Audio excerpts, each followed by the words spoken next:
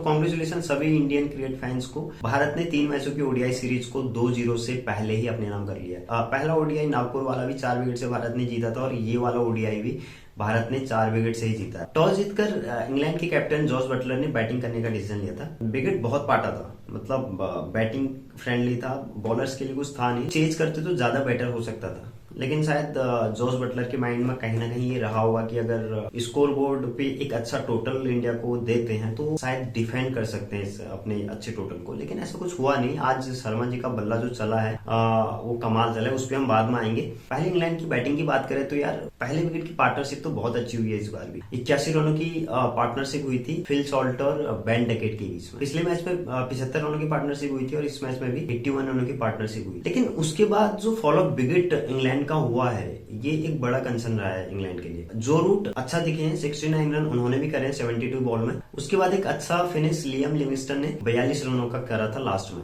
लेकिन जिस हिसाब से बैटिंग फ्रेंडली विकेट था, उनके बैटर्स बहुत ज्यादा अच्छा परफॉर्म कर नहीं पाए। 30-32 रन ऐसे ही करके वो निकल गए। बॉलिंग की बात करें तो भारत की तरफ से भाई सर जडेजा ने एक बार फिर से अपनी बेहतरीन बॉलिंग से विरोधियों को घुटने पे ला दिया था। 10 ओवर करे और मात्र 35 रन उन्होंने खर्चे और 3 विकेट उन्होंने अपने नाम किए।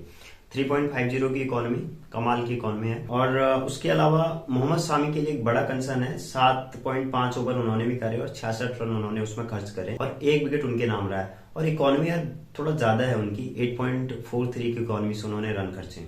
हर्षित राणा जिनका ये दूसरा ओडीआई था, उन्होंने 9 ओवर करे थे, 62 रन उन्होंने भी इसमें स्पेंड करे और 1 विकेट उनको भी मिला। इसके अलावा हार्दिक पांड्या, वरुण चक्रवर्ती और अक्षर पटेल को छोड़कर सभी ने 1-1 विकेट लिया। तो ओवरऑल इंग्लैंड की टीम 303 रन पे सिमट गई थी और 304 रनों का टोटल भारत को चेज करने के लिए था। और इसके बाद शुरू होता है अपने शर्मा जी का शो। जिस इनिंग का हम सभी को इतने लंबे टाइम से इंतजार था, जो इनिंग जो इंटेंट हमने रोहित शर्मा का वर्ल्ड कप 2023 के ओडीआई में देखा था, वही आज देखने को मिला है। और लगातार वही चौके, वही छक्के, वही गगनचुंबी, वही एकदम रोहित शर्मा शो जिसे हम कह सकते। आधे घंटे तक लाइट की वजह से मैच रुक गया था।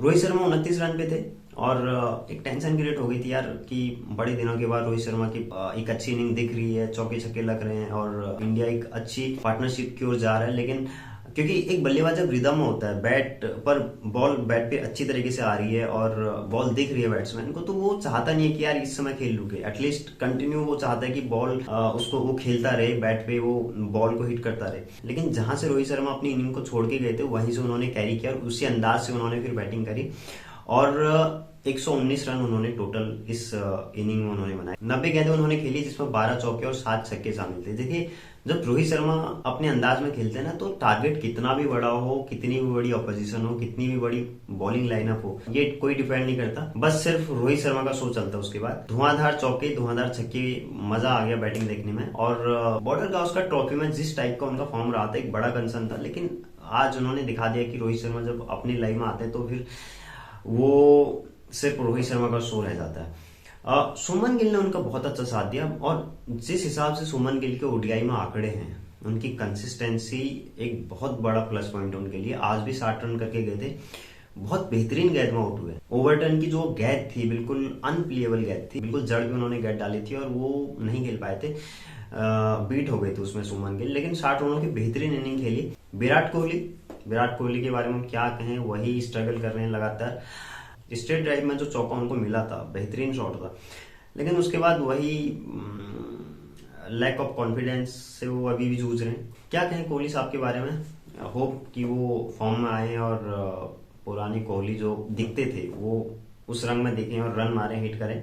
इसके बाद श्रेयस अय्यर जो मिडिल ऑर्डर में आके एक स्ट्रेंथ भारत के लिए बनते जा रहे हैं, वो बड़ा प्लस पॉइंट है। 2 विकेट हो गए थे, उसके बाद श्रेयस अय्यर आए और उन्होंने अपनी बहुत ही अच्छी कंसिस्टेंसी से जो इनिंग को संभाला है, पार्टनरशिप लगाई है, वो बहुत कमाल की है। श्रेयस अय्यर की इस टाइप की इनिंग से भारत का मिडिल ऑर्डर बहुत स्ट्रेंथन हो रहा है और यही रीजन है कि भारत इतने बड़े बड़े टोटल को चेज कर पा रहे हैं, क्योंकि आपका मिडिल ऑर्डर जब इतनी अच्छी कंट्रीब्यूशन आपको देने लगता है तो आप उसके बाद आप बड़े से बड़े टोटल को भी चेज कर सकते हैं। अक्षर पटेल को अभी आगे भेजा जा रहा है और लगातार आज भी उन्होंने अच्छा परफॉर्म करा।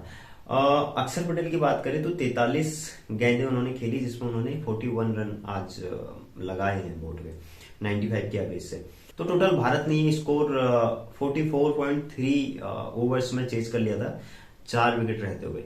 कॉन्ग्रेचुलेशन सभी भारतीय फैंस को, भारतीय क्रिकेट फैंस को। अब तीसरा ओडीआई अहमदाबाद में खेला जाएगा इंग्लैंड के लिए। अब नाक बचाने के अलावा और कुछ नहीं रह गया है।